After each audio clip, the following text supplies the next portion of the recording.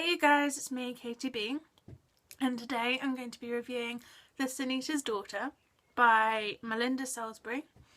I had really high expectations for this one because the cover is absolutely gorgeous. I mean, it's beautiful. I mean, whenever I see a beautiful cover, I'm thinking this should be a good book. And yeah, I'll read you the synopsis and then I'll give you my review. Twila has a gift, or a curse. She can kill with a single touch. Now she's the court executioner, compelled to do the Queen's bidding and marry the prince. But when she meets a rebellious guard, Twila starts to question everything she's been told. As I said earlier, I had high expectations for this because the cover was just standout beautiful, and for me, covers kind of do reflect the kind of the way the story's told, how good it's gonna be and whether I'm gonna enjoy it or not, and if there's a really great kind of cover on it, then I'm expecting a lot. And for me, it didn't quite live up to the cover. The cover is one of the better bits about it, and unfortunately that's not really quite what I was expecting. So I did have problems with it. Twila is one of the bigger problems because she's the main character and she's just very, very inactive for the first 60% of the novel. I think she only makes one choice in the first part of the novel, and you know, that to me shouts and screams very, very inactive. She was doing the Queen's bidding, and the things she did do were other people's choices and what other people wanted her to do, and that was kind of very disappointing in the sense of, you know, main characters, because a main character is supposed to be active and is supposed to make choices because of what they've experienced, and they're supposed to lead the story, and she just didn't really lead the story in the first 60%. It kind of felt like it wouldn't have mattered if it had been Twila who was the main character or some other girl who was just plonked in there, and it would have happened exactly the same as it did with Twila. So in that sense I did feel very, very disheartened. And her romance with Leaf was a little bit, it just didn't gel, her relationship with him. It didn't kind of feel like they were the ones who were meant to be together, and it was very insta-love, in the sense that he took his shirt off, she saw his abs, and she kind of thought in her head, I love you. And that was pretty much I mean, where does that happen in real life? Come on. You don't just look at a guy's abs and think, I love you, I'm gonna marry you one day, and woohoo. You know, for me, I personally fall in love with the soul, and I fall in love with the person and who they are, and it takes a little while just to get there, and you know, it's not just based on the fact that they have abs.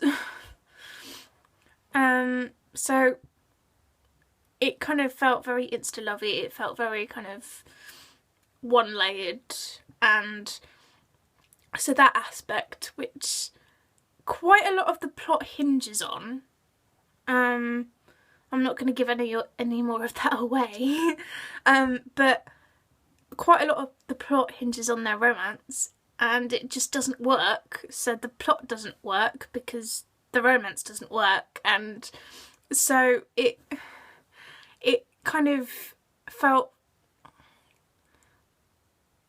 like at odds at each other. That the romance and the plot were very at odds, but they were linked, and it just didn't feel right. And yeah, but the ending really saved it. I mean, the ending was amazing. A lot of stuff happens in that, and like I said, Twila, she doesn't do much in the first 60%. There's like 40% of her relationship with Leaf, and then the last 40%, she's doing stuff, and I'm like, where was this Twila?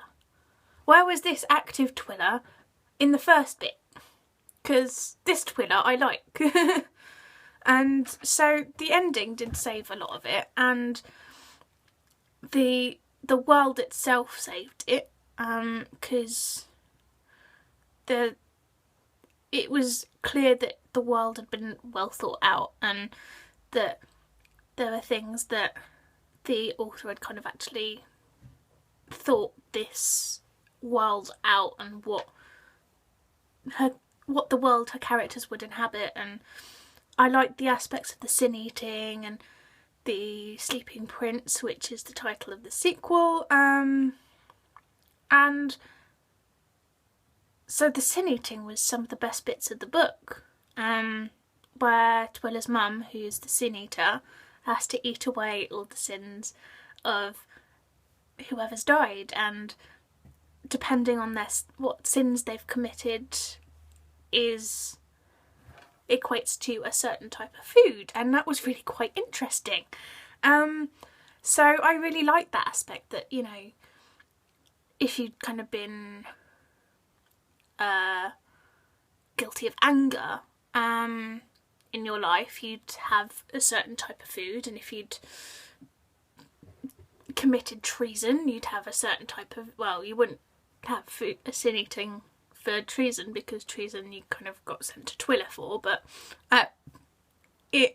most sins would be on there, and the sin eater would then have to eat all your sins, and I really liked that aspect, and I would have loved to have seen more of it, and yeah.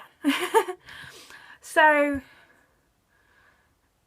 there were some things that made this book really, really good, but it's the characters that really let it down, and so I was really, really torn on what kind of rating I could give it. And, you know, for me, because the ending and the world building and the sin eating and the Sleeping Prince all were kind of very 5-star stuff, but the characterizations and some of the structuring were kind of 2-star stuff, because obviously it takes so long focusing on Leaf and Twila's romance and their relationship building that doesn't work, and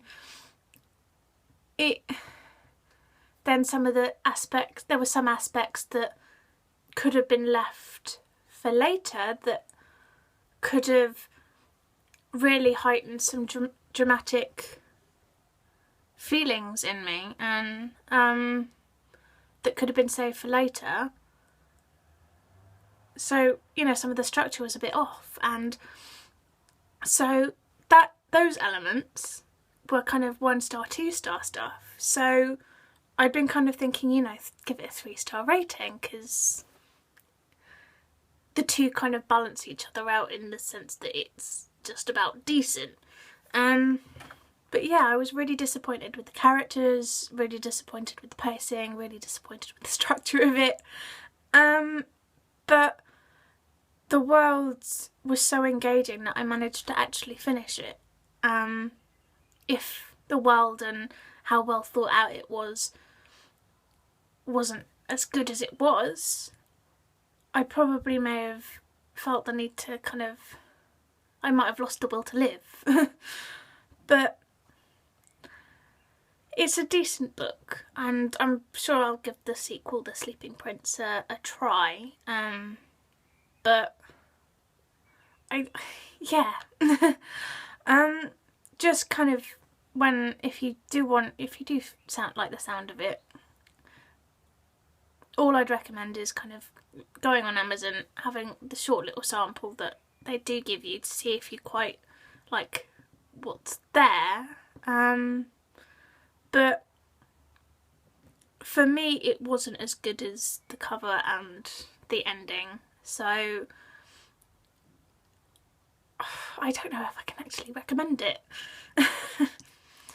It's one of those books that I kind of, yeah, I kind of enjoyed it, but would I want to kind of say read it and then you kind of agree with me and say, oh yeah, I lost the will to live, and so yeah, I don't know whether I should recommend it or not.